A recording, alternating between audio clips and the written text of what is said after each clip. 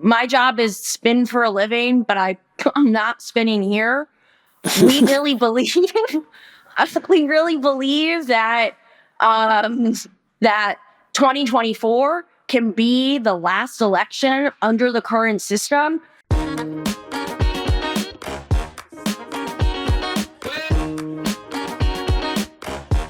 What if I told you that in the 2028 presidential election, we'll be picking our president using a national popular vote? Today, I'm chatting with one Democrat and one Republican who both are pushing a national popular vote compact all across the United States.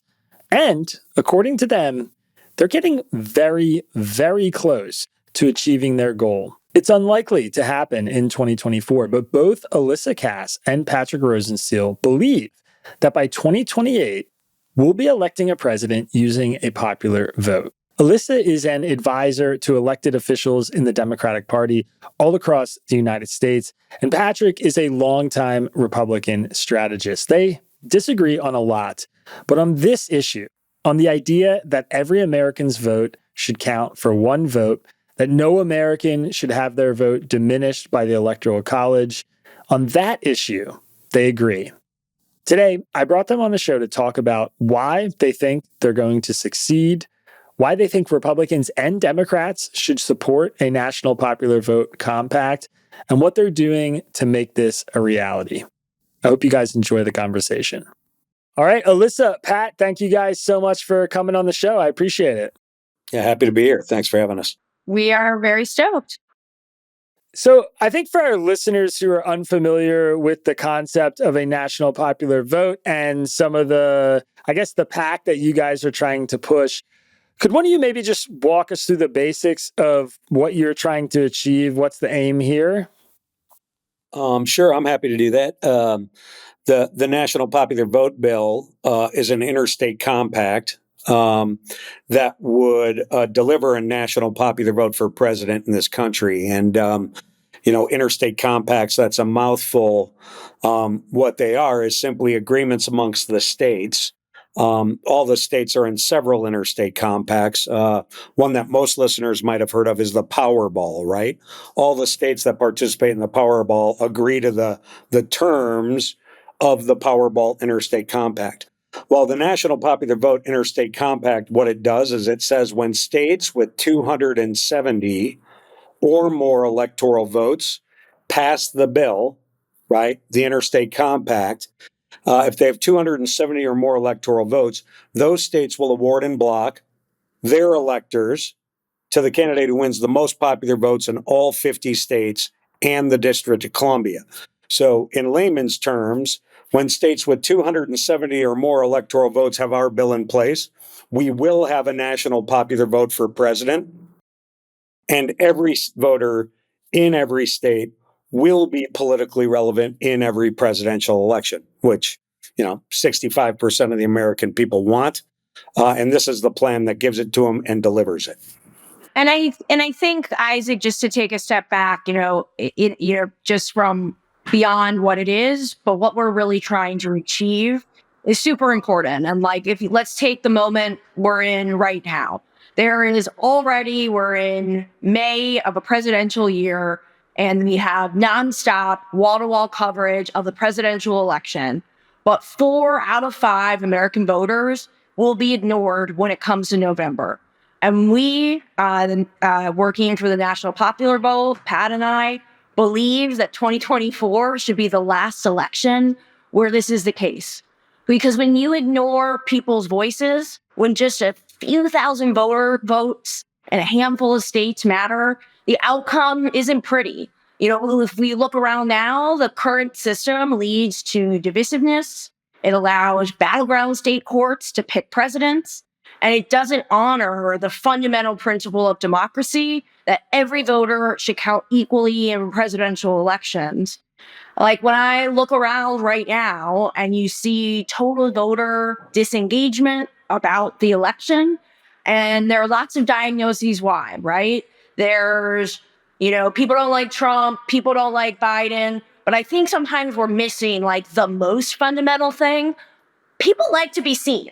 Like, if I ignore everything my boyfriend says all the time, he's going to be pretty pissed off and not show up for me. And that's what's happening in our presidential, when we pick a president. We're ignoring, the majority of voters, no matter where most voters in most states are totally ignored. And so think politics and elections don't matter. And they're not wrong. For most of them, their voice isn't being heard. The national popular vote is a way to make sure Americans are seen and recharge our democracy and our system of elections. So, and correct me if any of this is wrong, but just a little state of play here for our listeners, and what I understand is where we're at. Maine recently became the latest state to sign on to the compact. I believe you now have pledges from 17 states and Washington, D.C. That's 209 electoral votes. Assuming all of that's correct, I'm curious, what happens when you hit 270? Is there an enforcement mechanism to ensure that states kind of stand by their pledges? I mean, literally walk me through what happens when that happens, because it's sort of hard for me to wrap my head around. Sure. Yeah, you have the detail right? 17 states, 209 electoral votes. States with 61 more electoral votes pass our bill. We have a national popular vote for president. The compact stipulates that the states with 270 electoral votes have to have the bill in place by July 20th of a presidential year, right? And then it locks in for a 6-month period of time. I think it's important to understand that this isn't a pledge, right? The states that by legislative action pass the national popular vote bill, signed by the governor, becomes law in the state, and that interstate compacts are enforced by Article 1 of the impairments clause of the United States Constitution. Okay, so it's not a pledge. We're not, taking states up on, their good faith offer to award electors on the basis of the popular vote. We have the full enforcement of the United States Constitution and the Compacts Clause. So when states with 270 electoral votes, which is a majority of the Electoral College, have our bill in place on July 20th of a presidential year, it triggers for that next presidential election, and the compacting states are required by state law to award their electors to the candidate who wins the most popular votes in all 50 states in the District of Columbia, which is commonly referred to as the national popular vote. That is enforced by the impairments clause of the Constitution. It's not a theory, it's a fact of law. So, for example, no state has been allowed to withdraw from an interstate compact in the history of our republic without adhering to the terms of the compact. So it's airtight. And so anybody who wants a national popular vote for president is probably wise to understand that there's only one plan that will actually get us one, which is the plan at nationalpopularvote.com, and focus on getting states with 61 more electoral votes to join this effort through their state legislatures. And we can have what we all want, which is the fundamental principle of American democracy: one person, one vote, governing presidential elections, which should not be a controversial idea. And I would add one word to Pat's litany of numbers just to really illustrate that, this isn't a pipe dream. It's something that is imminently achievable. So as you noted, Isaac, today, 17 states totaling, plus the District of Columbia, totaling 209 Electoral College votes, have passed, both have signed on to this compact. But already, in 8 additional states, this bill has passed in one chamber, and those 8 states total another 78 electoral votes. So this has been work that's been going on for a long time, and it's been incremental, but we're hitting a real critical mass. And we really believe, my job is spin for a living, but I'm not spinning here. We really believe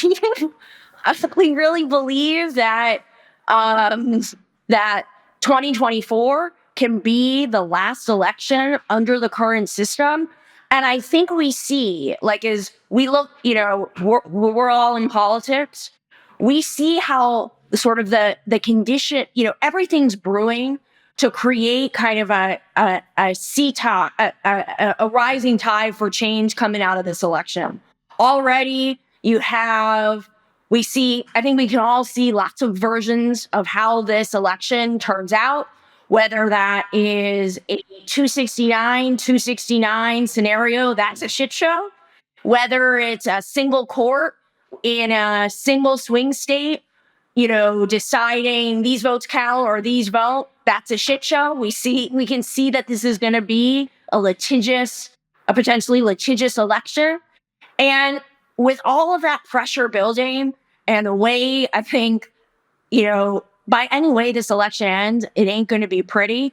That creates the sort of momentum in these states where voters have just had enough, and we think creates the momentum to get this over the finish line, get the 270, and make sure in 2028 we have a president who's picked through a national popular vote. I'm curious, Patrick, I want to come back to something you said about just the idea that we hit 270 and this is basically airtight. I've read quite a few election experts who have suggested that this compact is going to face some legal challenges and that, may not survive those legal challenges. Obviously, those opinions differ.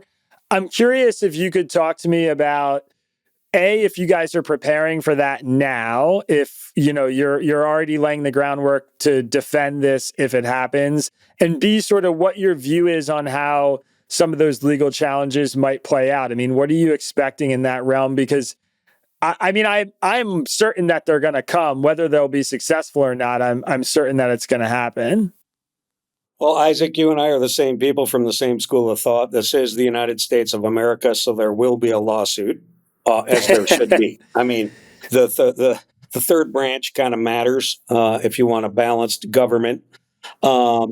So there will be a lawsuit, but I don't think it will be on the constitutionality of national popular vote. There may be one, but I believe the courts will summarily dismiss that because Article 2, Section 1 of the Constitution could not be more clear in governing the Electoral College. It's really governed by 17 words, which say each state shall appoint in such manner as the legislature thereof may direct a number of electors. Okay. So the state-based winner-take-all law, you'll find nowhere in the United States Constitution. Not a single person who votes for president today gets that power from the Constitution. They get it from the state, and that the legislature has the plenary power to award electors. And the states have been sued over that many times. And every time the court has sided with the states that they have the exclusive power to award electors, provided they don't treat voters in their states differently, their own states, right? That's intra-state commerce, okay? So it couldn't be more clear that if the state of Minnesota wanted to award its electors, my home state, to the candidate who wrote the best essay on Golden Gopher football, that the court would allow them to do that. I mean, we could argue the merits, but not the constitutional power for the legislature to do that. So where the lawsuits are most likely to get decided is on whether or not the national popular vote interstate compact requires what's called congressional consent. In which most of your scholars that you've read, and scholars live in classrooms, they don't live in courts generally, right? But what they don't understand is that congressional consent is a part of the process, and the court determines whether or not interstate compacts require what's called congressional consent. Now, the Rehnquist court would say the national popular vote interstate compact does not require congressional consent, which is current case law around interstate compacts.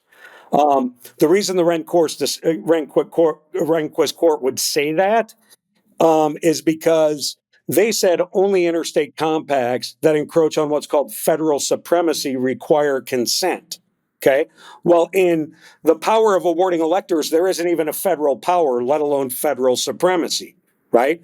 If it's an interstate compact around a port authority that includes New Jersey, the state of New Jersey, the state of Pennsylvania, and the state of New York, the Rehnquist court would say that does require congressional consent because interstate commerce, right, is a federal supremacy power.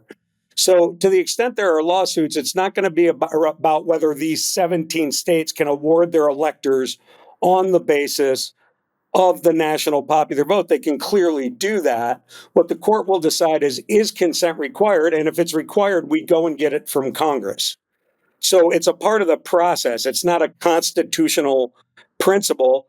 And frankly, I've schooled law professors at Duke University in front of my the Federalist Society on this very topic, not because I'm smarter than them, but because I have more information around this topic, you know what I mean, than they do. I mean, I had a lot of small eye ignorance around this before I got started. In the end, there is no more explicit power that is reserved to the state legislature than the power to award electors, and it's in the United States Constitution. And I would argue the current court is more likely to side with the states, than any other court in the history of my lifetime.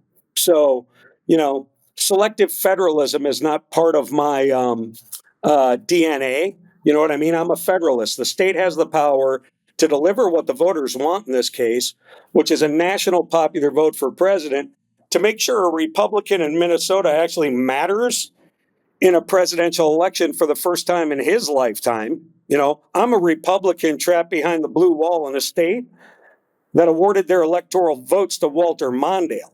We've never voted for a Republican with our electors. So in the end, it's unimaginable that anybody who understands or has read the compact and read the United States Constitution, it's incomprehensible to me they would ever say, we can't do this based on what's in the Constitution.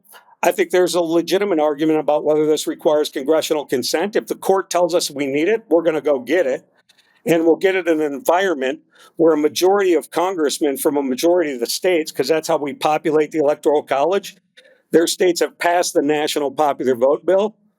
So I like our chances. And I think that there's, from my Democratic side of the universe, there's this sense that national popular vote is a Democratic thing, which it's not. And most of the states where this is passed, it's passed with bipartisan support. Maine had a Republican co-sponsor. And listen, us Democrats, we bitch and moan, I believe rightfully so, about these hyper-textualists on the Supreme Court. And when it comes to national popular vote, the Constitution, the text of the Constitution is on our side. So this is one instance where this Democrat feels, grateful for the hypertextualists on that people like Pat have helped get confirmed to the Supreme Court, and think that when constitutional questions are raised, it's by people who don't really know these issues. It's a red herring. I'm glad you guys brought up your political affiliations, because that's something that I wanted to ask both of you about, and it's a nice organic segue to do so. And so I guess I'll start with you, Pat. And Alyssa, I'm going to ask you a kind of similar but different version of this question. Pat, a lot of Republicans oppose abolishing the Electoral College because of this concern that I've seen articulated, by loads of pundits who are kind of right of center, that this is basically just going to hand urban voters who tend to vote more to the left, more Democratic, the pick of every presidential election. I'm curious if that outcome worries you at all as someone who works to get Republicans elected, and if you think a national popular vote would have a, general, broad, outsized impact on who we elect as president one way or the other. Well, so a couple of things. Will it have an impact on who we elect as president one way or the other? Of course. We'll be electing a president of the United States where how much you win or lose every state now becomes important, and every precinct and every voter in every precinct will become a battleground voter. I am a full-throated proponent of the national popular vote interstate compact because I'm not afraid of two things. I'm not afraid of the voters, and I'm not afraid of my ideas. And I think if you're afraid of the voters or you're afraid of your ideas, it's probably time. First of all, it's a minority party thinking, which makes my stomach churn. Second of all, it's probably time for a new line of work if you don't believe you can win the most votes in a single member district called the United States of America. Now, I've got plenty of evidence that Republicans can win national popular vote elections because Donald Trump won the popular vote in the only states he campaigned in twice. You know what I mean? He would have won the popular vote in the battleground states. He just didn't thread the needle the second time. So everywhere Donald Trump ran a campaign, he won the popular vote. Now, he ignored 4 out of 5 voters in 4 out of 5 states because of the system. But this isn't such a weird thought for Republicans because if you look at public opinion polling, don't look at mine. I look at Pew's. Like 82% of Democrats support a national popular vote for president because they might, and I would say be careful with this thought, think they're going to just keep winning elections because it's a national popular vote election. When we're fighting for the hearts and minds of every voter in every state, we're taking a message of resonance to every precinct in this country. I think we can pick up votes in a lot of places and turn out votes that are currently staying home in presidential years. Now, why 82% of Democrats support a national popular vote for president, so do 47% of Republicans. You know what I mean? So it's not such a controversial issue or idea. And I've been involved in this movement since 2007. You can check my credentials. You know what I mean? I am a card-carrying member of the Republican Party who's carried a bunch of water for the elephant.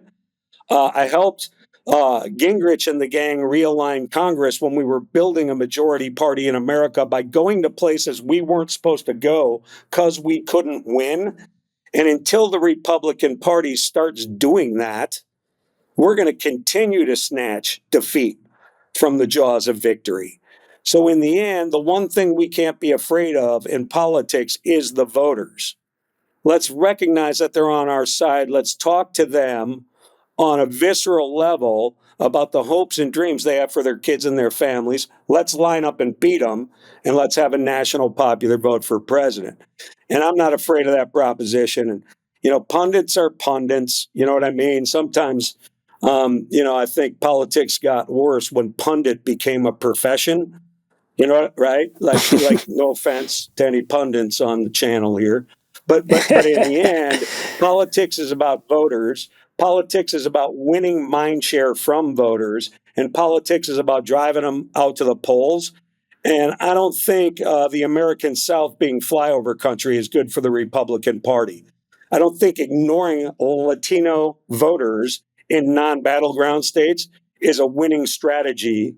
And I don't think leaving people trapped behind blue walls in Rust Belt states is a winning strategy for Republican voters, or frankly, the country, which is why I'm a full-throated proponent.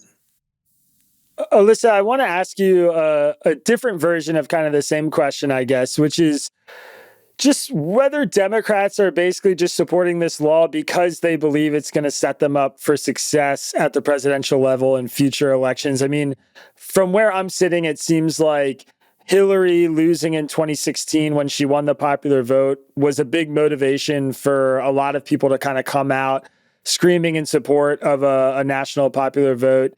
If Trump wins in 2024 or wins the popular vote in 2024, do you imagine we'll still see a lot of support for this idea from folks on the left? And what's your read on where the motivation is coming from Democrats who, I think, as Pat said, believe more than Republicans do right now that a national popular vote would be an advantage for them? Because I don't think that's what it is, or at least what it should be about for Democrats.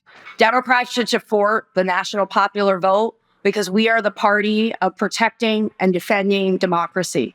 Since the 2016 election, Democrats have made protecting and defending democracy a core component of our platform and message. Joe Biden is running on it again this year. But at this moment, it's not clear that us Democrats' promise to safeguard democracy is galvanizing voters.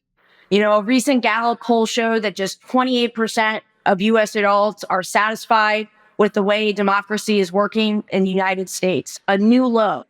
An Economist YouGov poll found that only half of Americans under the age of 45 agree with the statement democracy is the greatest form of government. So even though us Democrats have spent years making the case that democracy is in peril and we're the party to protect it, it seems that voters don't seem to see it that way and aren't fully buying that us Democrats are especially or well suited to handle it or committed to it. And this might be because, or it's my suspicion, that sort of most of the plan that Democrats have communicated about what our plan is to defend democracy pretty much begins and ends with defeating Trump and the Republicans. And in my view, if Democrats want voters outside, within our base and outside of it, to believe that we're committing to defending the democracy, and for those voters to be motivated by this issue, which we should be, I think our country is in, our democracy hangs in the balance and would be threatened by Republican majorities, then we need to expand our case beyond the threats posed just by Trump. The democratic ecosystem needs to mobilize around a clear and actionable efforts to demonstrate to Americans that we're invested and truly improving and strengthening democracy over the long term. And I think national popular vote is the most obvious way to do that. Under our current system, as we've heard me say now a few times, the presidential election is going to be decided by voters in a handful of states, while 4 out of 5 of us who safely live in blue or red states are irrelevant. So it's no surprise that voters do not have an enormous amount of confidence in a system where the majority of their voices are being heard, and that the national popular vote offers a plan to achieve that. So in my view, by comprehensively championing a move to the national popular vote system, Democrats can show that we're actually serious about this foundational principle of democracy, that every vote counts equally, inspiring confidence that I think is lacking now. So if we want to be the party of democracy, it shouldn't just be about beating Donald Trump. It should be it should be getting behind wholeheartedly, putting at the heart of our platform, at the tip of our tongue, that we believe in pro-democracy reforms that aren't pipe dreams or fantasies, but are ones that could actually be achieved. I think with Democrats at every level of the ballot got behind this, then we really become, not just in the eyes of ourselves, but in the eyes of voters, the party that is committed to protecting and defending democracy. That's why I got involved with national popular vote, and that's why I think Democrats like me should. Yeah, Isaac, can I say one more thing on this topic, just because I want to be clear? I've talked to well over 1,000, somewhere closer to 2,000 legislators on this issue across the country. I've been in every state on behalf of this bill as we've been passing this legislation across the country since 2007. I can't think of a single person who has voted for the bill, Republican or Democrat, that has voted yes on the bill for political calculus. In the end, and I'll tell you, in every state, with the exception of maybe 1 or 2, Republicans have worked with Democrats to pass this bill. You know what I mean? So, like, the people who end up being for the national popular vote bill believe that one person, one vote should be the principle that applies to presidential elections, because to do otherwise is tearing away at the very fabric of our democracy, right? Our institutions are at risk. And so this is a movement of Democrats, Republicans, independents, conservatives, liberal, and moderates who believe that one of the unique contributions America has made to this world is this constitutional Republican idea of democracy, right? That our bodies of government derive their power from the people. And we believe, or at least I believe, that this idea that every 4 years we think of ourselves as red America or blue America, you know what I mean? Or red states and blue states. All it's doing is leading to tribalism. All it's doing is tearing us apart. None of it is bringing us together. And frankly, the credibility of the United States presidency is at stake. And I don't want to live in a world, frankly, where the American president has to always and constantly defend their legitimacy based on a system that can be reformed and can be so easily reformed, so that every American president speaks with the voice of the most American voters. And in the end, I believe that can be my candidate. I believe that can be Alyssa's candidate. But whoever it is, I'd like to get to a system where they're speaking for all of us, not just for the few, right? And Pat's he reminds me, beyond of what I think it does for, strengthening the Democratic Party, as a partisan, as a Democrat, I believe in government. I believe that the federal government has the power to help people and improve lives, and I want it to do big things at a time when we need it. That's just not we've got lots of problems. And that's really hard when most of the country feels they did not have a stake and didn't have a voice, in selecting our president. And there are few policies or few proposals in American politics that are just eminently reasonable. And this is one of them. And this is why we see bipartisan support across all of these states, all of thousands of state lawmakers from all, shape, sizes, and stripes getting behind us. I don't know, I've been doing this a long time. Not as long as Pat, but a long time. I don't know of many other issues like that. And this is one of them. I think Alyssa just called me old. Did I'm not sure. Did you call me old? I did call Okay, you. go ahead. I'm sorry. I am actually, I'm curious, before we get out of here, I want to hear from you guys just about the immediate future and, the look ahead here. So I think, Pat, you mentioned at the top that you need to get to 270 in the July before a November election. So not to be the pessimist in the room, seems unlikely that that's going to happen this year before the 2024 election. In your guys' view, though, I mean, it sounds like you have the votes now in some state chambers. Do you see 2028 as the year that maybe this happens? Is that the goal for you guys? What's a realistic timeline in your minds for sort of forcing the issue here and getting across that 270 threshold? Well, I think Alyssa said it right at the beginning, which is I think we're looking at the last election where courts are more likely to pick a president than any single voter in the country because of the state-based winner-take-all system we have. I think the current system's crushing under its own weight. I think we're getting ready to go through another presidential election where one candidate or another is going to win 5 swing states by less than 70,000 votes combined, probably, where whose votes gets counted and doesn't get counted is going to determine the outcome, and the courts are going to decide that.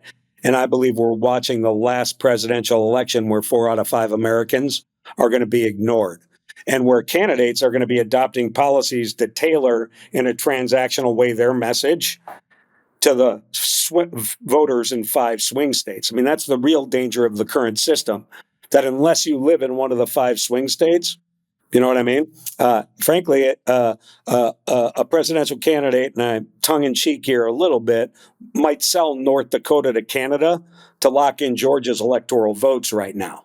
They'll certainly sell out North Dakota's interest to make sure Georgia's taken care of as a swing state. So I think Alyssa's got it right. I think we're watching. I mean, frankly, if everybody who wants a national popular vote for president does 2 things, and they watch your show, I know already, so that's the third. But if everybody who supports a national popular vote went to nationalpopularvote.com, wrote their legislator and demanded a national popular vote for president, that 2028, we will have a national popular vote for president. And that's just up to anybody who's listening. Appreciate you making your airwaves available to us, because I know we're on the side of the angels here. We need the angels to weigh in. That's what we need. So in the end, if that happens, there's 0 chance this current system survives the next campaign. And in 2028, a Republican in Minnesota can matter as much as a Democrat in Oklahoma City. And we'll all probably get better at living with results because we'll know our votes had equal value. You know what I mean? So that's my prediction, is we'll be done by 2028. And she points out the right stat, which is we passed one chamber or another in 8 additional states, some of them very red chambers in red states, You know what I mean? With 78 electoral votes, more than the 61 required. And the only thing I'll tell your listeners is I'll have my shoulder to the wheel till we're done, because this needs to happen. So, assuming that your prediction comes true and this does get passed before 2028, are you guys just going to go back to fighting each other when that happens, or? I guess it depends on.